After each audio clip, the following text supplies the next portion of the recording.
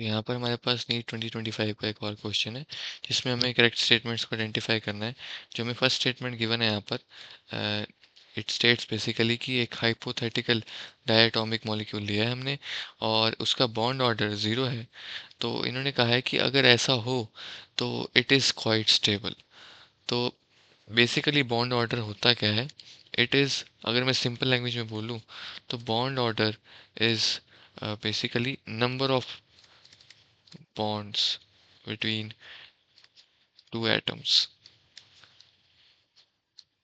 तो ये simple language में, अगर इसका मैं फॉर्मूला मैथमेटिकली से स्टेट करूं तो bond order is basically equal to half N B minus N A, जहाँ पर N B is number of electrons in bonding orbitals,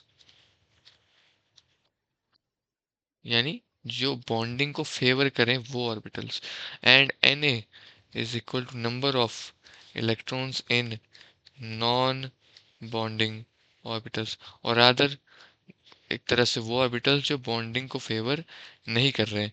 तो ये फॉर्मूला है हमारा बॉन्ड ऑर्डर निकालने का।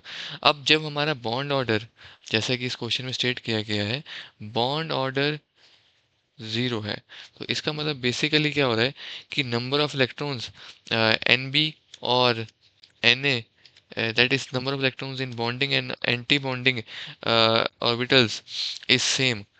अगर मैं यहाँ क्लियरली लिखूँ, नॉन बॉन्डिंग नहीं, यहाँ पे एंटी बॉन्डिंग आएगा।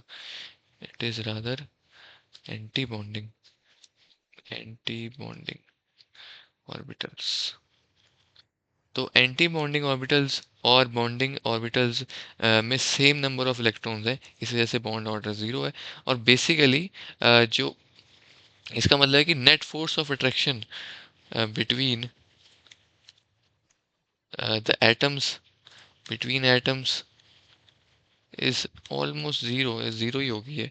तो इसकी वजह से रिपल्सिव फोर्सेस ज़्यादा होंगी और ये मॉलिक्यूल स्टेबल नहीं होगा, not a stable molecule.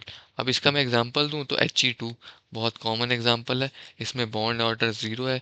It is not a stable diatomic molecule, और इसी वजह से बॉन्ड ऑर्डर ज़ीरो होने पर एक स्टेबल मॉलिक्यूल का होना, डायटोमिक मॉलिक्यूल का होना पॉसिबल नहीं है।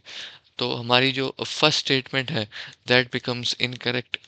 अब हम मूव करते हैं स्टेटमेंट टू पर। इसमें स्टेट किया गया है कि as bond order increases the bond length increases.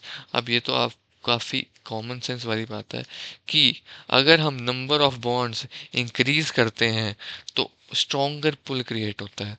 तो बॉन्ड, अगर हम यहाँ पर बॉन्ड ऑर्डर इंक्रीज करते हैं तो बेसिकली हम नंबर ऑफ बॉन्ड्स को इंक्रीज करते हैं, और इन टर्न ये एक स्ट्रॉन्गर पुल जनरेट करता है बिटवीन द कंबाइनिंग एटम्स, और अ, इसी वजह से एक शॉर्टर बॉन्ड लेंथ क्रिएट होती है। तो आपने नोटिस किया होगा कि इसी वजह से अगर थ्री बॉन्ड्स हैं तो it is much shorter in length than two bonds and then one bond. तो लेंथ डिक्रीज करती जाती है जैसे जैसे बॉन्ड ऑर्डर, यानी कि नंबर ऑफ बॉन्ड्स इंक्रीज करते हैं, क्योंकि वो एक स्ट्रॉन्गर पुल क्रिएट करते हैं और एटम्स को और पास ले आते हैं, एंड हेंस बॉन्ड लेंथ को डिक्रीज करते हैं। तो अगेन यहाँ पर इस स्टेटमेंट में कहा गया है कि as bond order increases the bond length increases, जो कि गलत है। बॉन्ड ऑर्डर इंक्रीज करने पर बॉन्ड लेंथ डिक्रीज करती है। तो हमारी स्टेटमेंट टू भी गलत हो जाती है यहाँ पर। तो हमारी जो करेक्ट ऑप्शन है that is second, both statement one and two are false.